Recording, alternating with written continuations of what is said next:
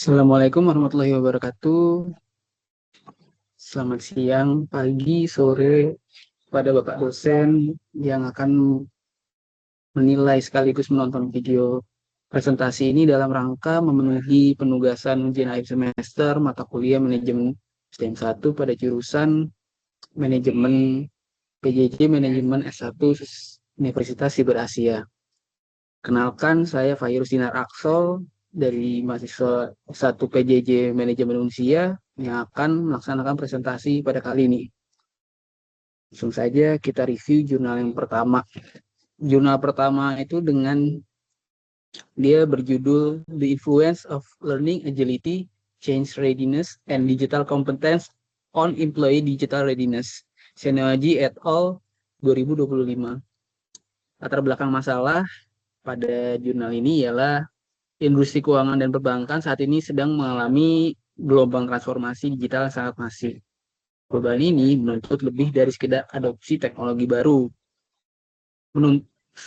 Selain itu, ia menuntut perubahan mendasar dalam pola pikir dan kemampuan tenaga kerja. Masalah utama yang diangkat pada penelitian ini adanya kesenjangan kesiapan digital di kalangan karyawan perbankan.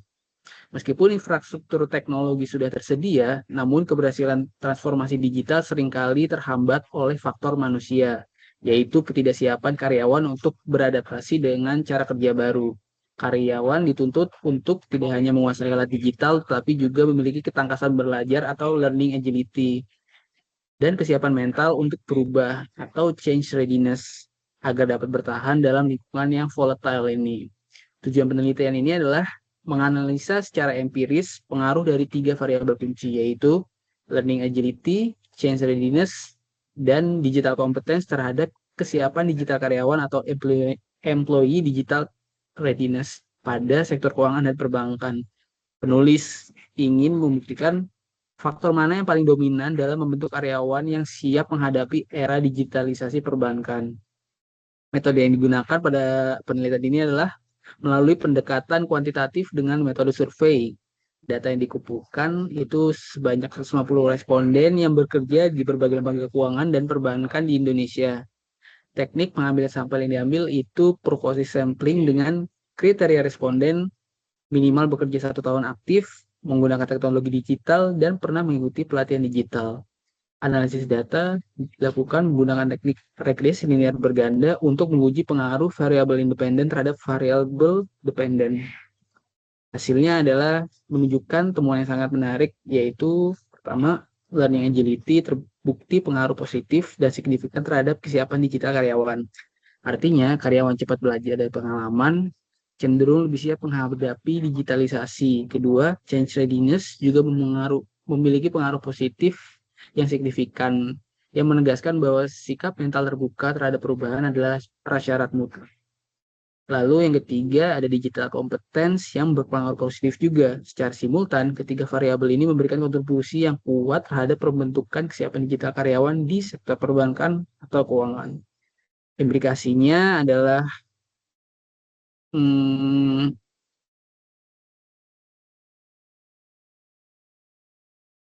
temuan yang ini memberikan implikasi manajerial yang penting bagi Departemen SDM di sektor perbankan. Strategi pengembangan SDM tidak boleh lagi hanya berfokus pada pelatihan teknis atau hard skill semata. Perusahaan perlu merancang program intervensi yang menumbuhkan pola pikir berkembang atau growth mindset untuk meninggalkan learning agility. Selain itu, manajemen perubahan harus dijalankan secara efektif untuk mengurangi resistensi dan meningkatkan kesiapan mental karyawan sebelum teknologi baru diimplementasikan pada perusahaan. Lalu artikel yang kedua, judulnya adalah The Influence of Safety Culture and Climate on Safety Performance, Mediating Role of Employee Engagement, ABJ and Luo, 2023. Latar belakang masalahnya adalah pada jurnal ini, pada sektor negara maju, pada sektor manufaktur negara berkembang, khususnya di Ethiopia, menghadapi tantangan besar terkait tingginya angka kecelakaan kerja yang berdampak pada kerugian finansial dan kesejahteraan karyawan. Latar belakang masalah ini menyoroti bahwa meskipun banyak perusahaan yang telah menerapkan sistem manajemen keselamatan formal, angka kecelakaan masih tetap tinggi. Penulis berargumen pendekatan teknis tidak cukup.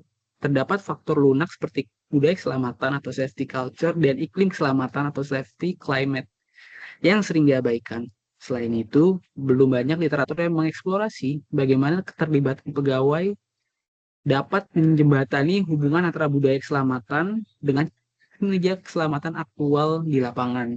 Tujuan penelitiannya adalah untuk menguji pengaruh budaya keselamatan dan iklim keselamatan terhadap kinerja keselamatan. Lebih spesifik lagi, penelitian ini bertujuan untuk menyelidiki peran mediasi dari employee engagement. Penulis ingin membuktikan apakah budaya keselamatan yang kuat dapat meningkatkan keterlibatan karyawan yang pada gilirannya akan mendorong perilaku kerja yang lebih aman dan patuh prosedur. Metode yang digunakan adalah menggunakan desain kuantitatif cross-sectional yang dikumpulkan datanya dari 408 karyawan yang bekerja di berbagai perusahaan manufaktur dalam skala menengah dan besar di Ethiopia. Perusahaannya itu ada tekstil, makanan, kimia, dan lain-lain. Instrumen penelitian mengadaptasi skala pengukuran standar untuk budaya keselamatan, iklim keselamatan, dan keterlibatan karyawan, serta kinerja keselamatan. Analisis data menggunakan metode SEM atau Structural Equation Modeling dengan bantuan perangkat lunak EMOS untuk menguji hubungan struktural antar variabel. Hasil dari penelitian ini menunjukkan bahwa budaya keselamatan dan iklim keselamatan berpengaruh positif dan signifikan terhadap kinerja keselamatan. Implikasinya adalah pentingnya menggeser fokus dari sekedar kepatuhan atau aturan menjadi pembangunan budaya. Manajemen harus secara aktif melibatkan karyawan dan pengambilan keputusan terkait K3 untuk meningkatkan rasa kepemilikan. Program keselamatan harus dirancang humanis untuk membuat karyawan bahwa keselamatan adalah kebutuhan mereka sendiri, bukan sekedar aturan perusahaan yang membebani.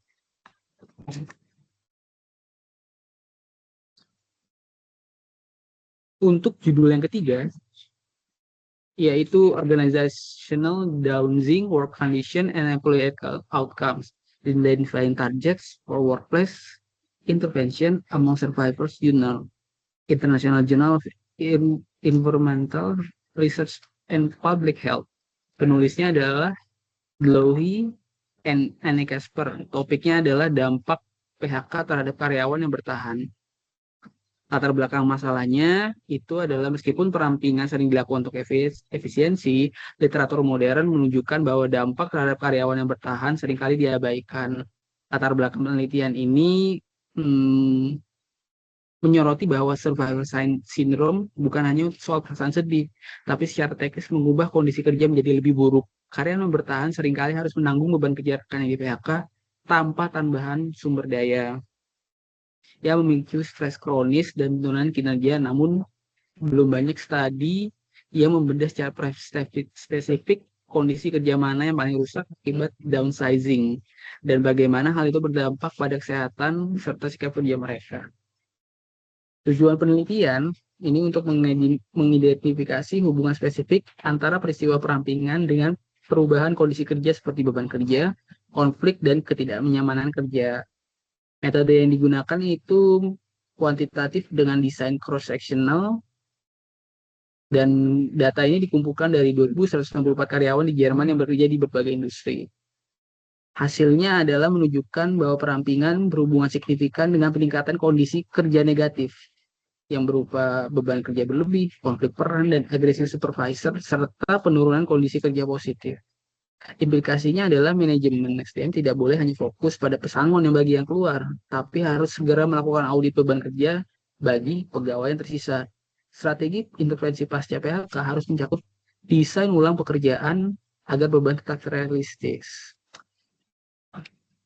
Lalu kita ke artikel yang keempat, yaitu Three Dimensions of Cultural Intelligence and Expatriates Performance. Latar belakang dalam jurnal ini adalah industri konstruksi global sangat bergantung pada tenaga kerja asing dan manajer proyek ekspatriat. Namun, proyek seringkali terlambat atau gagal karena ekspatriat tidak mampu beradaptasi dengan budaya kerja lokal yang keras dan beragam. Tujuannya itu untuk menguji pengaruh 3 dimensi utama cultural intelligence, yaitu kognitif, atau pengetahuan motivasional atau dorongan, metakognitif atau kesadaran strategi terhadap kinerja ekspatriat.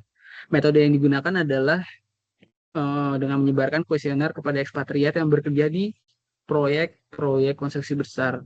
Sampel diambil dari purposif untuk memastikan responden memiliki pengalaman lintas interaksi lintas budaya yang intens.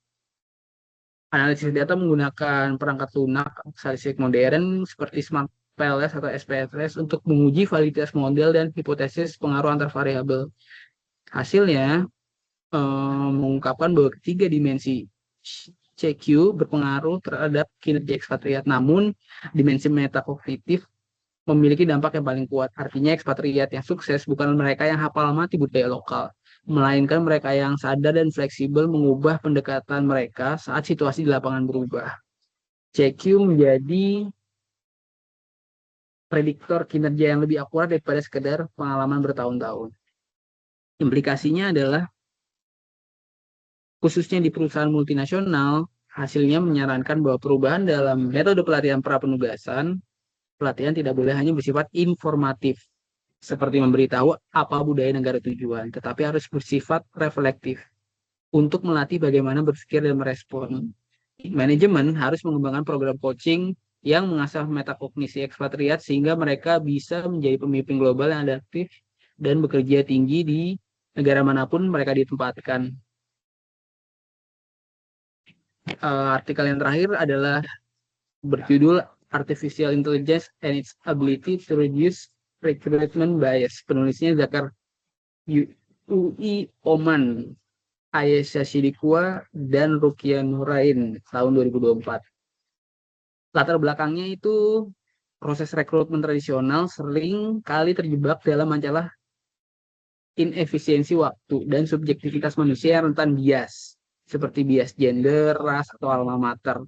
Di era industri 4.0, AI hadir sebagai solusi potensial untuk mengotomatisasi penyaringan kandidat.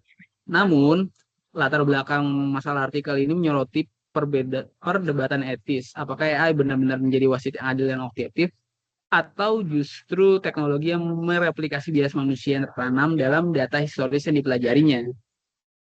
Tujuannya itu untuk mengevaluasi kemampuan teknologi AI dalam merampingkan proses rekrutmen dan potensinya dalam meminimalisasi bias manusia. Metode yang digunakan adalah review paper atau studi literatur yang komprehensif, yang penulis kumpulkan dalam beberapa sumber sekunder, termasuk studi kasus implementasi AI di perusahaan besar seperti Amazon dan Unilever, jurnal akademik, dan laporan industri terkini. Metode analisanya itu bersifat deskriptif kualitatif dengan membandingkan efektivitas rekrutmen manual versus berbantuan AI. Hasilnya menunjukkan bahwa AI secara drastis meningkatkan efisiensi proses screening awal, mampu memproses ribuan CV dalam hitungan detik yang mustahil dilakukan oleh manusia. Juga terbukti efektif dalam menyamarkan data demografis untuk mengurangi bias sadar. Namun, artikel ini juga menemukan bukti kuat bahwa AI bisa menjadi bias jika data latihnya atau training data tidak representatif. Misalnya, jika data historis perusahaan didominasi pria, AI akan belajar untuk menolak wanita. Simpulannya, AI adalah alat yang ampuh untuk efisiensi, namun belum sesempurna itu dalam menjamin keadilan mutlak tanpa adanya pengawasan manusia. Implikasinya adalah pentingnya mengadopsi pendekatan human in the loop. AI sebaiknya digunakan sebagai alat bantu untuk menyaring volume data besar, namun putusan akhir tetap harus melibatkan pertimbangan manusia. Perusahaan juga wajib melakukan audit algoritma secara berkala untuk memastikan tidak ada bias tersembunyi dalam sistem rekrutmen otomatis yang mereka jalankan. Demikian presentasi atas kelima jurnal yang sudah saya paparkan. Kurang lebihnya mohon dimaafkan. Assalamualaikum warahmatullahi wabarakatuh.